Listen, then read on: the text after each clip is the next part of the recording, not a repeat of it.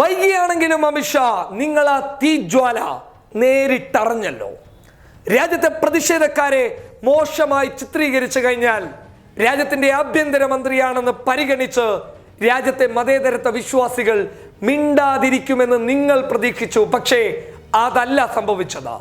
നിങ്ങളുടെ റാലിക്കിടയിൽ നിന്ന് തന്നെ നിങ്ങൾ പ്രസംഗിച്ചു കൊണ്ടിരിക്കുമ്പോൾ തന്നെ പൗരത്വ ഭേദഗതി നിയമത്തിനെതിരെ നിങ്ങളെ മുന്നിൽ നിന്ന് തന്നെ മുദ്രാവാക്യം ഉയർത്താൻ ഈ രാജ്യത്ത് തൻ്റെ ഇടം പണയപ്പെടുത്താത്ത ആൺകുട്ടികൾ ഉണ്ട് എന്ന് നിങ്ങൾ നേരിട്ട് കണ്ട് തെളിഞ്ഞിരിക്കും. കാരണം അതാണ് ഇന്ത്യയുടെ വികാരം. പറഞ്ഞു വരുന്നത്, ഡൽഹി നിയമസഭാ തിരഞ്ഞെടുപ്പിന്റെ ഭാഗമായി അമിത്ഷാ എല്ലായിടത്തും താരപ്രചാരകനായി മുന്നോട്ട് പോവുകയാണ്. എല്ലായിടത്തും പറയുന്നത് പാകിസ്ഥാനെ കുറിച്ചും രാജ്യത്ത് നടന്നുകൊണ്ടിരിക്കുന്ന പൗരത്വ ഭേദഗതി നിയമവുമായി ബന്ധപ്പെട്ട പ്രതിഷേധങ്ങളെ കുറിച്ചുമാണ്. എന്തിനു വേണം പറയാൻ?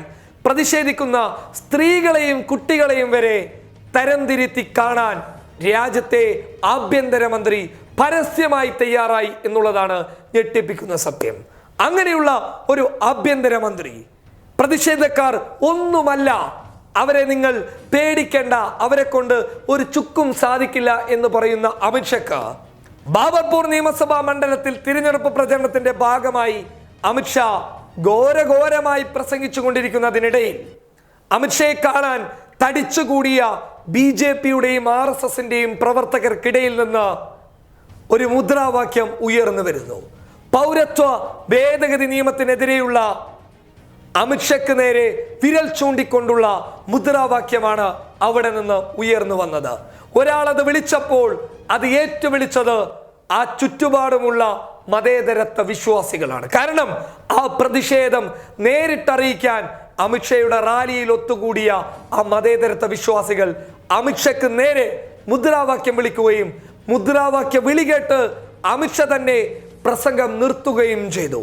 അമിത്ഷയുടെ പ്രസംഗം നിർത്തിയതിന് ശേഷം ഉടൻ തന്നെ അവിടെ കൂടിയിരുന്ന BJPയുടെയും RSSന്റെയും പ്രവർത്തകർ ആ മുദ്രാവാക്യം വിളിച്ചവരെ ക്രൂരമായി ഇന്ത്യയുടെ ആഭ്യന്തര മന്ത്രിക്ക് മുന്നിൽ വെച്ച് തന്നെ മർദ്ദിക്കുകയും ക്രൂരമായി ആക്രമിക്കുകയും ചെയ്തു. പക്ഷേ ആ സമയത്തൊന്നും അമിത്ഷാ അതൊന്ന് തടയാൻ പോലും മുന്നോട്ട് വന്നിട്ടില്ല. ഇന്ത്യയുടെ ആഭ്യന്തരമന്ത്രി അമിത്ഷാ അവരെ ആക്രമിച്ചു കൊണ്ടിരിക്കുന്ന സമയത്ത് വീണ്ടും പ്രസംഗം തുടരുകയാണ് ചെയ്തത്. പക്ഷേ അവർ കടികെട്ടിക്കോട്ടെ, അതിൽ കാര്യമില്ല.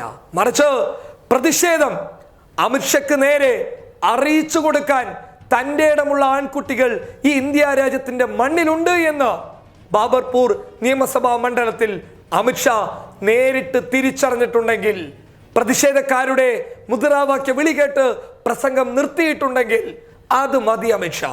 ആ ഭയം മതി.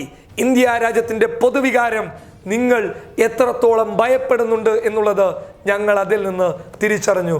ആ മുദ്രാവാക്യം വിളിച്ച ആ വീര ആൺകുട്ടികൾക്കിരിക്കട്ടെ ഒരു big salute. News desk public Kerala.